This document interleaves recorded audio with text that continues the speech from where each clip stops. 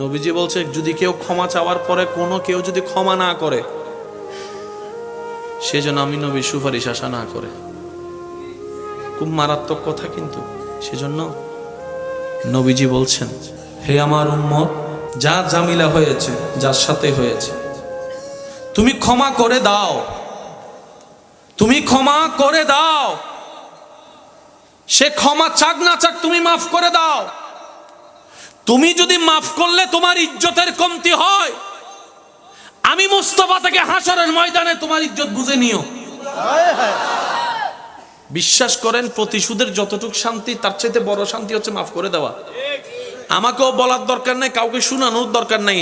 আপনার জীবনের সবচেয়ে বড় শত্রু, যে ইনডোর হোক, আউটডোর হোক, ঘরের হোক, বাহির হোক, যার সাথে আপনার বনেও না, যার সাথে চেহারা দেখতে ইচ্ছা করে না, এরকম কেউ থাকলে শুধু মনে মনে আমার দিকে তাকাই হলো কথাটা রাখার জন্য, শুধু মনে মনে বলেন, যা তোরা মাফ করে দিলাম।